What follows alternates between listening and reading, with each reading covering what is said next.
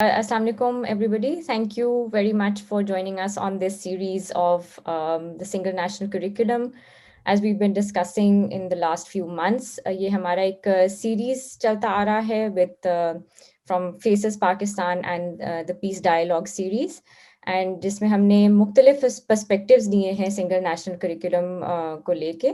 نہ صرف اس کا جو کانٹینٹ ہے جو سنگل نیشنل کریکولم کے اندر جو کریکولم کی پرٹیکولر بات ہے، بلکہ اس کے جو باقی کے فیکٹرز ہیں جو سنگل نیشنل کریکولم کو سراؤنڈ کرتے ہیں، جیسے کہ ریلیجیس انسٹیٹیوشنز، مدرساز، education as a human right, ان چیزوں کو ہم فردر ڈائسیکٹ کرنے کی کوشش کر رہے ہیں اپنی ٹاکس میں. And today we are privileged that we have Dr. Saroop Ejaz with us today, who is an expert human rights lawyer, and currently wo country lead hai for the Human Rights Watch, a country lead for Pakistan, and also senior counsel for Asia. So thank you so much, Saroop, for joining us today. I'll just start off with our series of questions for this interview today. And سب سے پہلے تو آپ سے یہی میں پوچھنا چاہوں گی کہ ہم تعلیم کو، ایجوکیشن کو ایک as a human right define کیسے کرتے ہیں. تو پہلے تو یہ ہم جاننا چاہ رہے ہیں، اور تھوڑا سا اگر آپ ہمیں اس کا جو ہسٹوریکل کانٹیکسٹ ہے تعلیم کو as a human right recognise کرنے کا جو کانٹیکسٹ ہے، اس کے بارے میں اگر آپ ہمیں تھوڑا سا بتا سکیں انٹرنیشنل لیول پہ، تو this will help us take our discussion forward. لیکن تعلیم کا جو بنیادی جو حق ہے، اب ہم نے پاکستان میں تو جیسے کہ آپ نے میرا خیال اپنے ابتدائی میں فرما دیا کہ 18ویں ترمیم 2010 میں ہم نے یہ جو تعلیم کا حق ہے آرٹیکل 25 وہ جو ہے ایک مینڈیٹری ذمہ داری بنا دی. وہ پرنسپل آف پالیسی سے لے کے اب ہم نے وہ انفورسیبل رائٹ بنا دیا کہ ہر بچہ جو کہ 5 سے 16 سال کی عمر کا ہے، اس کو جو ٹرم دستور پاکستان استعمال کرتا ہے کہ فری اینڈ کمپلسری ایجوکیشن ملے گی. اور یہ جو ڈیبیٹ تھی کہ تعلیم کا رائٹس جو ہے، یہ اس کی جو ایوولوشن ہے اس رائٹ کی، وہ ایک تو بنیادی بڑی ڈیبیٹ ہے جو سول اینڈ پولیٹیکل رائٹس اور economic and social cultural rights کی ڈیبیٹ ہے، جو بین الاقوامی جب یہ دستاویز بن رہے تھے، یونیورسل ڈیکلیریشن ہیومن رائٹس جب 1948 میں بنی، اس کے بعد جب ان رائٹس کو جو ایک لارجر بنڈل آف رائٹس تھا، چارٹر آف رائٹس تھا، اس کو جب ڈیفائن کیا تو وہ دو بنیادی دستاویز جو تھے وہ ہمارے سامنے آئے. ایک سول اینڈ پولیٹیکل رائٹس تھے جن کو آپ سیاسی اور شہری آزادیاں کہہ لیں، ایک اکنامک سوشل کلچرل رائٹس تھے جو کہ سماجی معاشی آزادیاں تھیں. اور پہلے یہ تاثر تھا کہ شاید جو رائٹ ٹو ایجوکیشن ہے جس طرح یا اس طرح کی باقی بھی رائٹ ٹو ہیلتھ ہے، یہ جو رائٹس ہیں یہ they are subject to some sort of progressive realisation idea, کہ کیونکہ ان کا دار و مدار جو تھا، یہ قیاس کیا جاتا تھا کہ ان کا دار و مدار جو ہے وہ وسائل پر ہے، اور یعنی کہ کسی کو حق دینا جو ہے اظہار رائے کا، اس کے لیے ریاست کے پاس پیسے ہوں یا نہ ہوں وہ دیا جا سکتا ہے. یہ میں آپ کو بتا رہا ہوں جو اس وقت کا مکالمہ تھا، جو اس وقت کی سوچ تھی. لیکن کیا ہر کسی کو تعلیم دینا، ہر کسی کو صحت دینا، ہر کسی کو پینے کا صاف پانی دینا جو اب گفتگو ہو رہی، اس میں شاید یہ ایک موقف تھا کہ شاید نہیں، یہ تو اس کی طرف کام کرنا چاہیے، لیکن یہ وعدہ کرنا جو ہے وہ شاید ممکن نہیں. لیکن وہ میرا خیال ہے کہ وہ جو ڈسٹنکشنز تھیں، وہ تو ڈسٹنکشنز وہ پہلے بھی اتنی نیٹ نہیں تھیں جتنا لوگ سمجھتے تھے. ابھی ہم پاکستان پہ گفتگو کریں گے تو اس پہ اور گفتگو بھی ہو جائے گی کہ جو رائٹ ٹو ایجوکیشن ہے وہ کوئی ایک خالی کوئی اکنامک اینڈ سوشل رائٹ کے زمرے میں نہیں آئے گا، نہ وہ خالی سول اینڈ پولیٹیکل رائٹس کے زمرے میں آئے گا، کیونکہ اس میں بہت سی چیزیں آ جائیں گی. رائٹ ٹو ایجوکیشن میں right to not to be discriminated بھی آ جائے گا. پاکستان کے نیشنل کریکولم کی ڈبیٹ میں right to freedom of religion بھی آ جائے گا. یہ بہت انٹرسیکشنل بات ہے. اور اب جو آئیڈیا ہے جو کہ ہم نے پھر 1990 میں ایک میرا خیال ہے کہ ایک ڈیولپمنٹ اس کے میں ایک اور دستاویز جو کہ اب شاید اس پہ سب سے ریلیونٹ ہو گیا اوور دی ایئرز، وہ convention on the rights of child ہے، جس میں یہ بھی بات ہوئی کہ نہ صرف تعلیم ہوگی بلکہ تعلیم جو ہے وہ بچے کی جو بھی بچہ جو تعلیم لے رہا طالب علم کی جو شناخت ہے، جو اس کی ثقافت ہے، اس کے مطابقت سے ہوگی. اس کا یہ حق نہ صرف کہ اس کو تعلیم دی جائے، اس کا یہ حق کہ اس کو ایک شناخت دی جائے، اس کو ایک نام دیا جائے وغیرہ وغیرہ. 2010 میں دو بنیادی چیزیں ہوئیں تعلیم کے شعبے میں. 18ویں ترمیم کے تحت، جو کہ ایک بہت وسیع آئین میں ترمیم کا ایک کوشش تھی، جس میں جو تعلیم کے شعبے میں بہت اہم چیزیں ہوئی. سب سے اہم تو وہی آرٹیکل 25 ہے جو دستور پاکستان میں جس کا اضافہ کیا گیا، جس میں یہ کہا گیا، ریاست نے وعدہ کیا کہ ریاست ہر بچہ جس کی عمر 5 سے 16 سال کی ہوگی اس کو مفت تعلیم دے گی. اور جو لفظ استعمال کیا گیا، فریز استعمال کیا گیا، وہ تھا کہ فری اینڈ کمپلسری ایجوکیشن. ساتھ ساتھ تعلیم جو ہے وہ ایک ڈیوالو کر دیا گیا اور وہ صوبوں کے دائرہ اختیار میں دے دیا گیا، جس کی وجہ جس کی بہت سے اور بھی امپلیکیشنز تھے جن میرا خیال ہے جو ریلیونٹ ہو سکتے ہیں آگے کی گفتگو میں. مگر ایک اس کی حد تک امپلیکیشن یہ تھی کہ صوبوں نے انیبلنگ لیجسلیشن پاس کرنی تھی. ذمہ داری جو ہے سوائے اسلام آباد کے یا ایسی کوئی ٹیریٹری جو کہ وفاق کے کنٹرول میں ہے، وہ صوبوں نے یہ ذمہ داری جو ہے، ریاست کا وعدہ جو ہے، صوبوں نے پورا کرنا تھا. تو یہ ایک بہت اہم قدم تھا. اور جس طرح میں نے پہلے عرض کیا کہ جو بین الاقوامی سطح پر بھی جس طرح ارتقا ہوا اس گفتگو کا، جس طرح یہ ایوالو ہوئی، وہاں پر یہ آئیڈیا کہ تعلیم جو ہے وہ صرف تب حکومتیں اور ریاستیں ان کا وعدہ کر سکتی ہیں جب ان کے پاس وسائل جو ہیں وہ ایک خاص حد سے زیادہ ہوں.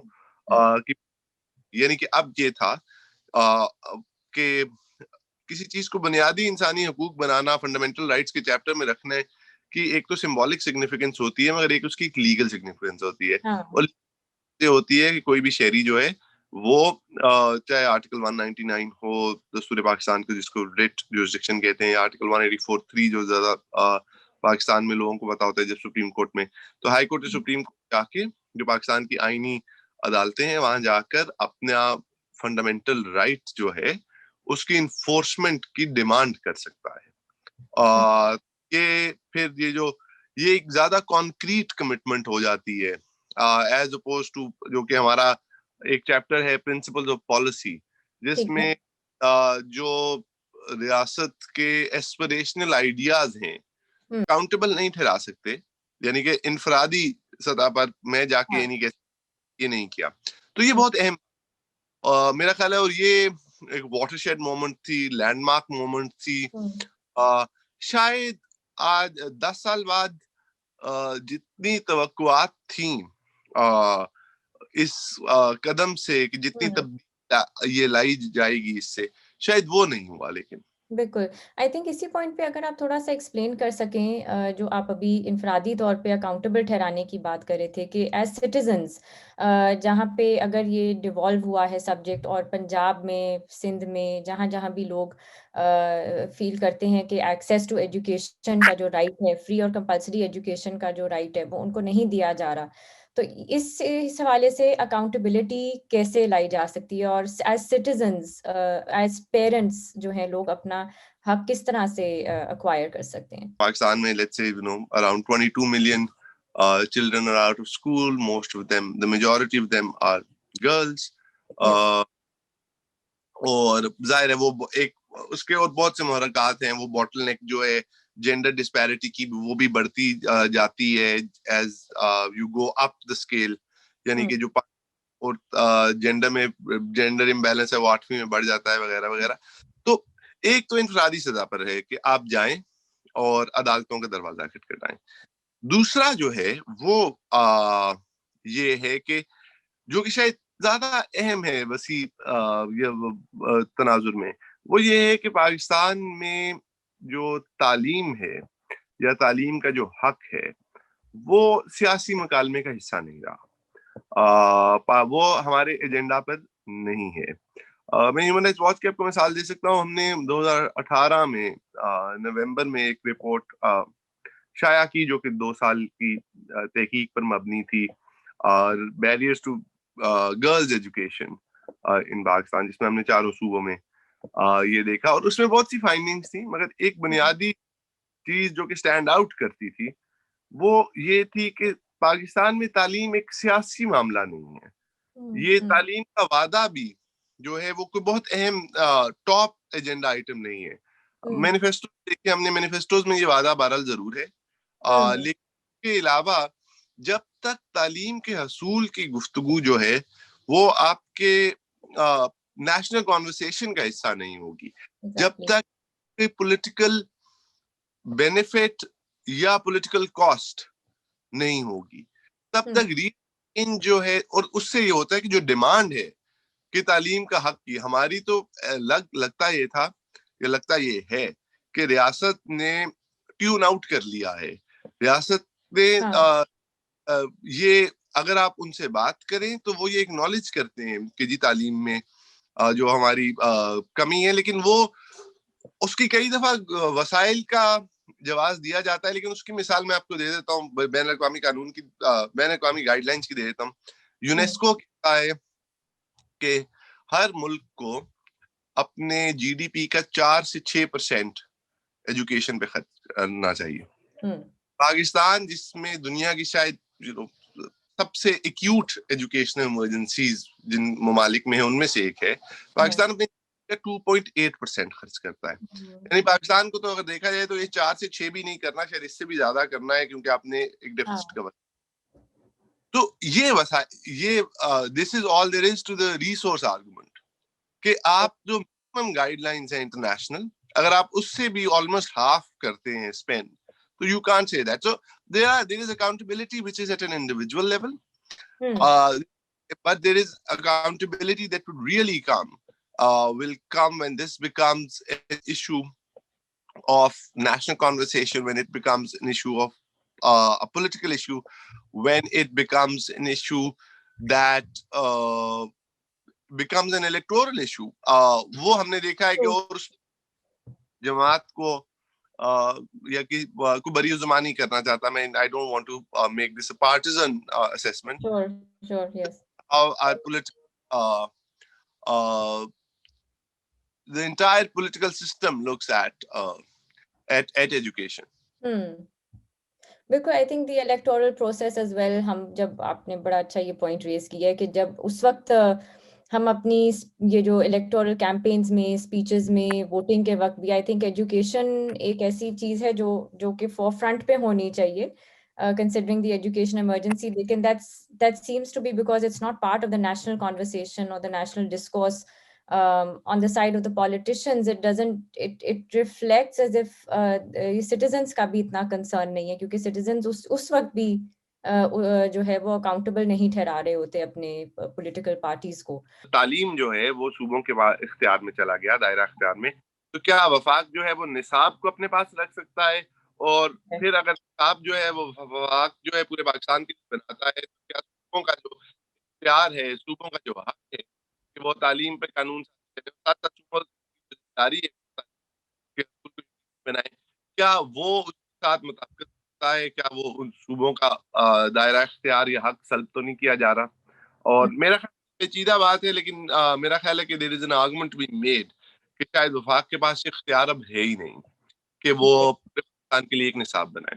खैर, उसको हम एक मिनट के लिए अलग रख देते हैं, क्योंकि वो एक आईनी, कानूनी, शायद तकनीकी बहस है. जब आप एक स्टैंडर्डाइज्ड नेशनल करिकुलम बनाते हैं, आप बहुत से जो एजुकेशन एक्सपर्ट्स हैं उसके कंटेंट पे बहुत ज्यादा गुफ्तगू कर सकते हैं, उसकी डिजायरेबिलिटी में भी ज्यादा गुफ्तगू हो सकती है कि भाई वो जो अभी तक शायद हुकूमत ने नहीं की. हुकूमत ने ये बताना कि नेशनल करिकुलम होना क्यों जरूरी है, as oppose to national standards जो दुनिया में एक मिनिमम स्टैंडर्ड की गुफ्तगू एक अलग है और एक कंटेंट अलग है.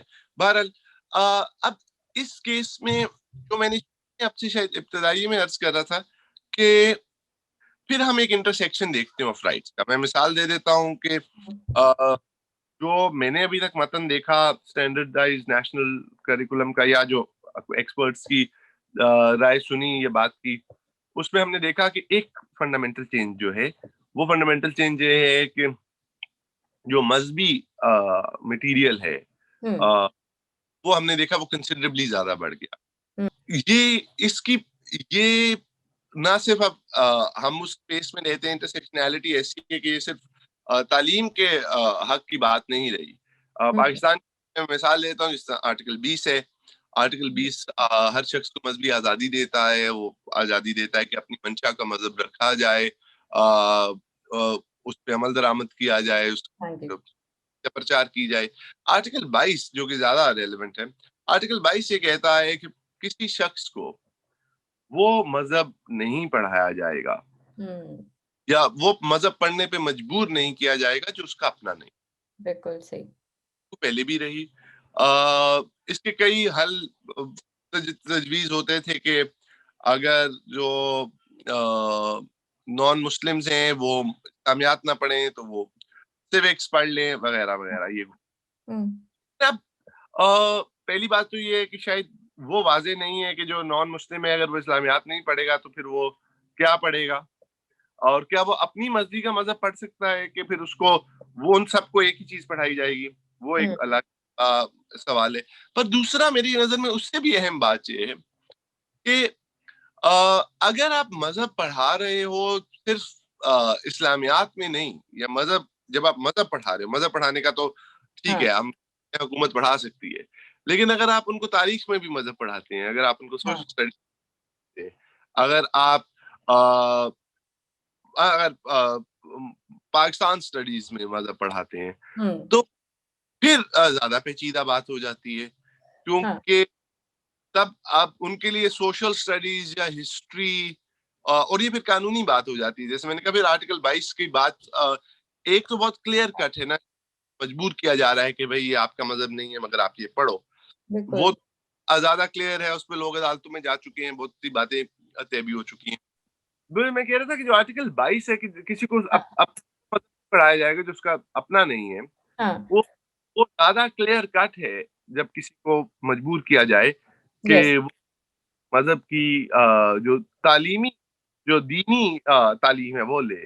لیکن وہ زیادہ کمپلیکیٹڈ ہو جاتا ہے جب جیسے میں عرض کر رہا تھا کہ تاریخ میں ایک مذہب پڑھایا جائے, سوشل سٹڈیز میں ایک مذہب پڑھایا جائے, پاکستان سٹڈیز میں ایک مذہب پڑھایا جائے, اور پھر this can go on for ever. آپ سائنس میں ہر مذہب کے بڑے سائنٹسٹ ہوں گے, صرف ایک مذہب کے پڑھائے جائیں یا قائلین دی جائیں تو پھر زیادہ کمپلیکیٹڈ بات ہو جاتی ہے. اور پھر اسٹینڈرڈائز نیشنل کریکولم جو ہے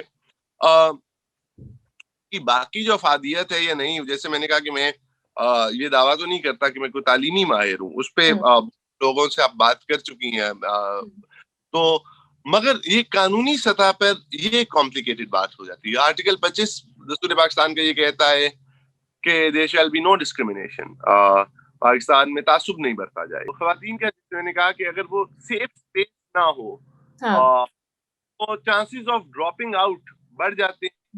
بالکل ایجوکیشن جو ہے وہ سلب ہوتا ہے, وہ افیکٹ ہوتا ہے. اسی طرح دیکھا جائے کہ خواہ وہ ہیٹ اسپیچ صورت میں ہو, خواہ وہ کسی مذہب کی دل آزاری ہو, نفرت انگیزی اشتعال انگیزی ہو, یا وہ جنرلی ہوسٹائل اسپیس بن جائے جہاں پر آپ کو لگے کہ صرف ایک مذہب کی بات ہے, تو وہ رائٹ ٹو ایجوکیشن کو افیکٹ کرے گا. تو یہ اسٹینڈرڈ کریکولم جو ہے اس میں جیسے میں نے کہا کہ اگر یہ ایکسپرٹس کی رائے ہے, اور جو کہ جہاں تک میں نے دیکھا لگتا ہے کہ جو مذہب کا کانٹینٹ ہے وہ بڑھا دیا گیا ہے, جس کی میں نے کہا کہ ایکسپرٹس کی رائے باقی چیزوں پہ تو اور ہے نا, وہ تو یہ ہے کہ بھئی آپ کو are you equipping them for modern life, language, ethnicity, geography, culture, making everybody study the same thing is inefficient and perhaps can lead to adverse consequences. So even if, I mean, I'm sure it's driven by the best of intent. A child in the Punjab about the same cultural icons, and a child in KP or in Sindh about the same cultural icon, you would presumably focus more on, on Bhitai and Sachal Sarmast in Sindh, or Khushal Khan Khattak in KP, and Shah Sultan Bahu in Punjab. And to say that everybody should study about everyone is, while in an ideal world will be great, it's simply not possible. So there's also this idea of what cultural identity, the right to a language, the right to an ethnicity, the right to a cultural identity, the right to a culture and history. Those are things that I feel have not been as well thought out. Or, I mean, I want to believe that they were not well thought out, as opposed to being willfully disregarded. No, that's a very important point, क्योंकि यही बात बारहा दफ़ा ये जब शुरू हुई single national curriculum पे डिस्कशंस, और जब इस पे एक सोशल लेवल पे क्रिटिक आने लगी, तो जो इसके फॉर्मुलेटर्स हैं, जो इस प्रोसेस को लीड कर रहे थे, वो खैर गारंटी तो यही कर रहे हैं कि इसमें इन सारी चीज़ों का ख्याल रखा गया है. जब ये प्रोसेस की बात शुरू हुई, जो इस फॉर्मुलेटर्स हैं उनके इंटरव्यूज़ जब लिए गए, उसमें एक उन्होंने पॉइंट की बात की, जैसे आप कह रहे हैं कि लीगल पॉइंट ऑफ व्यू से, कॉन्स्टिट्यूशनल पॉइंट ऑफ व्यू से हमारे जो डिफरेंट आर्टिकल्स हैं उसको सामने रखते हुए ये एक करिकुलम या एजुकेशन पॉलिसी पे बात होती है, या एजुकेशन पॉलिसी बनती है या बननी चाहिए. वहीं पे एक ऐसा पॉइंट आया जिस पे ज़्यादा बात नहीं हो सकी, ना फॉर्मुलेटर्स के साथ, ना इस पे कोई पब्लिक डिस्कोर्स है, कि जिस तरह की लेजिस्लेशन करंट गवर्नमेंट में अगर आप देखें तो कुछ लेजिस्लेशन ऐसी नेशनल असेंबली में और पंजाब असेंबली में उनके ऊपर बातें हुई, जैसे तहफ़्फ़ुज़े बुनियाद इस्लाम का बिल था. इसी तरह नेशनल असेंबली में जो प्रॉफिट्स के हवाले से जो जिस तरह से एड्रेस करना है, कुछ उस वहाँ पे भी ख़त्म नबूवत की भी बात हुई फेडरल लेवल पे नेशनल असेंबली के अंदर. हमारे कॉन्स्टिट्यूशन शायद हमें ये equal rights, right to cultural identity, right to profess your faith, to practice your faith, वो देगा. लेकिन जब हम इन regressive legislations की बात करते हैं, तो वो फिर कहीं ना कहीं आके इसको कॉन्ट्रडिक्ट कर देती हैं, और अपेरेंटली जो फॉर्मुलेट कर रहे हैं पॉलिसी, उनको भी एक चैलेंज खड़ा हो जाता है. How do you see this, and do you have any recommendations on this then? देखिए, मैंने कहा कि बिल्कुल आपकी बात दुरुस्त है कि पाकिस्तान में अदम बर्दाश्त जो है सियासी सतह पर, समाजी सतह पर, उसमें इजाफा हुआ है. अफसोस के साथ कहना पड़ता है, बहुत से दीगर ममालिक की वजह से. इसकी वजूहात जो हैं वो तारीखी भी हैं, सियासी भी हैं. कुछ अब दुनिया में भी एक ऐसा मोमेंट है राइट विंग का. मगर इसको जवाज बनाकर ये कहना कि क्योंकि अवाम ये चाहती है कि हम एक ऐसा बनाएं जो है वो कम से कम मुझे वो एक माकूल जवाज नहीं लगता. उसकी वजह ये है कि पहली बात तो ये है कि अवाम के सामने तो निसाब का सवाल कभी नहीं रखा गया. दूसरी बात ये है कि अवाम ये कहना कि जो अवाम के मसाइल हैं, ये जो पैंडर करना to the lowest common denominator, ये तालीमी निज़ाम का काम नहीं है. तालीमी निज़ाम का या निसाब का काम तो जो मुआशरा है, जो समाज है, उसको बेहतर करना है. मैंने कहा कि निसाब जो है उसका काम तो ये होना चाहिए ना कि वो अदम बर्दाश्त को कम करे मुआशरे में. वो ऐसी तालीम दे आने वाली को कि वो उनमें बर्दाश्त, उनमें डाइवर्सिटी की वैल्यू, उनमें इंक्लूसिविटी की वैल्यू, जो वो शहरी जो कि जदीद जमहूरी मुआशरे रियासत के शहरी हों, जो जदीद दुनिया के साथ मुकाबले के लिए तैयार हो. उसका मतलब ये तो नहीं है कि आप कहें कि जो हमारे मसाइल हैं इस वक्त मुआशरे में, हम निसाब वैसा ही बनाएंगे कि उनको मिरर करें. ये तो इससे तो हर किस्म की एवोल्यूशन जो है वो खत्म हो जाएगी. ये तो कि ये आर्गुमेंट ऐसा है कि जिसको बहुत संजीदगी से लिया जाए. जिस बात को संजीदगी आ सकता है या लिया जाएगा. मिसाल दी पंजाब की लेजिस्लेशन की या कौमी असेंबली की लिस्ट. वो ये जरूर है कि ये करना आसान नहीं है. ये करना आसान नहीं है. पाकिस्तान में ऐसी कानून साजी करना जो बर्दाश्त की बात करे, जो मजहबी रवादारी की बात करे, वो आसान नहीं है. आसान काम तो ज्यादातर तो वर्थ डूइंग नहीं होते. दूसरी बात ये है कि आप आइन کے دائرے میں رہ کے یہ بات کر سکتے ہیں. جو آپ بات کر رہی تھی نا کہ دیکھیے ہمارا آئین جو ہے وہ جو بہت سے بنیادی حقوق دیتا ہے, ہمارا آئین اس کے ساتھ ساتھ ایک اسلامی ریاست کا آئین ہے. وہ کہتا ہے کہ پاکستان کا کوئی قانون نہیں بنے گا جو قرآن و سنت کافی ہوگا. اور ساتھ ساتھ وہ یہ بھی کہتا ہے کہ پاکستان میں ایسا کوئی قانون نہیں بنے گا جو بنیادی انسانی حقوق کے منافی یا متصادم ہوگا. آئین پاکستان کی جو لیجسلیچر ہے, پارلیمان ہے, اس کی قانون سازی کی طاقت پہ یہ دو قدغنیں ہیں. وہ ایسا قانون نہیں بنا سکتے جو کہ آئین اور جو بنیادی انسانی حقوق سے متصادم ہو. وہ ایسا کوئی قانون نہیں بنا سکتے جو کہ قرآن و سنت سے منافی ہو یا ان سے متصادم ہو.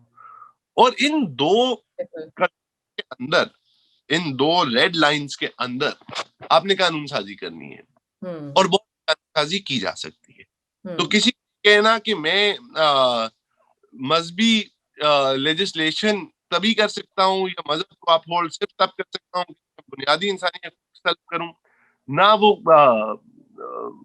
مذہب کے ساتھ انصاف ہے نہ وہ آئین کے ساتھ انصاف ہے. تو اس لیے میں نہیں سمجھتا کہ یہ جواز کے معاشرے میں بہت عدم برداشت ہے اس لیے ہمیں نصاب بھی ایسا بنانا چاہیے جو کہ مزید عدم برداشت کا پرچار کرے. تو یہ تو ایک ایسا وشیس سائیکل ہے کہ جب کہاں پہ ختم ہوگا. پھر لیگل کانسٹیٹیوشنل ایونیوز ہو سکتے ہیں پالیسی میکرز کے پاس کہ وہ اس سب کو انشور کریں.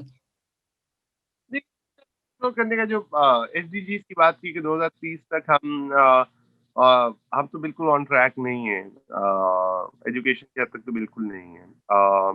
اور جیسے میں نے عرض کی کہ اس کی پہلی بات تو جو میں نے آپ کو جی ڈی پی کے ایلوکیشن کا وہ 2018-19 کا فگر ہے, لیکن آئی سسپیکٹ کہ جو latest figure which I can't remember with the top my head 2018 میں نومبر میں جب ہم نے رپورٹ کی تو 2018 میں 2.8% تھا جی ڈی پی کا جو کہ لگاتے تھے, جو پاکستان خرچ کرتا تھا تعلیم پر, جبکہ یونیسکو کہتا ہے 4 سے 6% آپ کریں.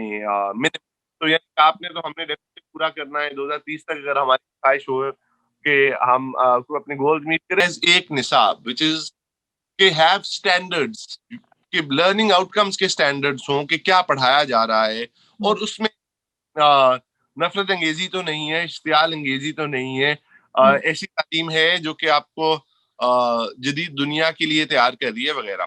وہ ہم نے دیکھا. فگرز جو ہیں وہ اب ویل ڈاکومنٹڈ ہیں. 22 million 22.8 million children are to school, most of them girls. By the time that you cross grade 8, when looking at this, so the gender disparity becomes the gap widens and continues to widen as you go up.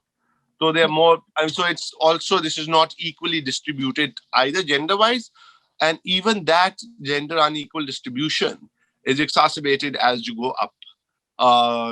And what can be done?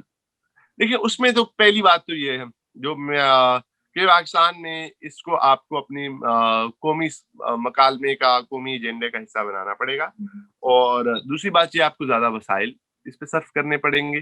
تیسری بات یہ ہے کہ جو وسائل آپ صرف کر رہے ہیں اس پہ ان کا استعمال جو ہے آپ کو زیادہ ایفیشینٹ طریقے سے کرنا پڑے گا. تو یہ تو کوئی بہت بنیادی موٹی موٹی باتیں ہیں کہ جو آپ امیڈیٹلی کر سکتے ہیں, جس میں آپ یہ نہیں کہہ رہے کہ بھائی اس میں سے کوئی ریڈیکل آئیڈیا نہیں ہے. پھر آپ نے ظاہر ہے جو تعلیم کا نظام ہے اس کو کریکولم کو, خواہ وہ دینی مدارس کا ہو, خواہ وہ پرائیویٹ اسکولوں کا, پبلک اسکولس کا ہو, اس کو آپ ریگولیٹ کریں گے. اس میں جیسے میں نے کہا اس کو ریگولیٹ کرنا تو ذمہ داری ہے آپ کی, اور اس کو ریگولیٹ کر مطلب یہ ہے کہ آپ اس میں دیکھیں گے کہ نفرت انگیزی نہ ہو, اشتعال انگیزی نہ ہو, کیا پڑھایا جا رہا ہے. ایز اپوز ٹو ایک ریگولیٹر کا رول اور ایک کانٹینٹ رائٹر کا رول بہت فرق ہے. اور آپ وہ رول ایزیوم کیا جو کہ انیفیشینٹ ہے, جو کہ پاسبل نہیں ہے ایٹ بیسٹ. ایٹ ورسٹ اس کا نقصان ہوگا, بیکاز جو اب آپ سب لوگوں کو سب چیزیں پڑھانا چاہیں گے تو پھر آپ یہ کریں گے کہ آپ کسی کا زاویہ وہ کسی لسانی گروپ کا زاویہ ہو، وہ کسی مذہبی اکثریت کا زاویہ ہو، وہ کسی مذہب میں کسی مسلک کی اکثریت کا زاویہ ہو، آپ وہ پڑھائیں گے. کیونکہ اور وہ بہت خطرناک بات ہے، اس سے جو تعلیم کا حق ہے اس کو بھی نقصان پہنچے گا. اس سے آپ کے جو معاشرتی سطح پر جو تقسیم ہے، جو فیلنگ آف ایکسکلوژن ہے، وہ بڑھے گی. تو یہ کرنے کے لیے تو جیسے میں نے کہا کہ پہلی تو چیز یہ ہے کہ آپ اپنے قانون پہ عمل کریں. آپ آرٹیکل 25A پر عمل کریں. آپ نے قانون I mean, yeah, there is a legal answer to this. The legal answer to this is you have passed the law and now you're responsible to implement it. کہہ رہا ہوں کہ پاکستان میں اس پہ بہت زیادہ گفتگو نہیں ہے پیرنٹل چوائس پہ. اس کی بنیادی وجہ تو یہ ہے کہ جو تعلیم کا کرائسس ہے وہ اتنا ایکیوٹ ہے، اس کا اسکیل جو ہے وہ اتنا ایکسٹینسو ہے کہ یہ گفتگو سے پہلے یہ گفتگو پرزیوم کرتی ہے کہ infrastructure which is functioning and where these choices are made. Pakistan میں پیرنٹل چوائس ایک سطح پر تو ایڈریس ہوتی ہے، وہ جب آپ کہتے ہو فری اینڈ کمپلسری ایجوکیشن تو آپ یہ ضرور کہتے ہو parents will be compelled to send their children to school from the age of 5 to 16. The question is what kind of school and if they get a choice on what they will study, their children. And that becomes more complicated. And primarily, this needs to be a part of a larger conversation. جس میں میں نے کہا جس میں بہت سی باتیں، کس طرح کی تعلیم جو سکولز ہیں وہاں پہ آپ چاہے وہ مذہبی تعلیم ہو، وہ سیوکس، وہ آپ اور اس میں سیڈلی وہ چوائس نہیں ہے. اس کی وجہ یہ ہے کہ ہماری جو ڈسپیرٹی ہے between elite private schools and government schools وہ ایسی ہے کہ وہاں جہاں پہ بارگیننگ ہو سکتی ہے وہاں پہ تو ہو جاتی ہے، جہاں پہ دوسرے ہیں وہاں پہ ان کی کون سنے گا اگر ان کے بچے کو تعلیم دے. تو اٹس دیر از ایک اس پہ آئی تھنک ایجوکیشنل ایکسپرٹس آپ نے بات کی ہوگی. There is a book called Exit, Voice and Loyalty, written by an economist, Hirschman, جو کہ بہت اچھی on this idea ہے. But so the idea is کہ parental choice وغیرہ کی conversation بہت important ہے، لیکن ہم sadly اس سے پیچھے کھڑے. Thank you so much. Thank you so much for joining us.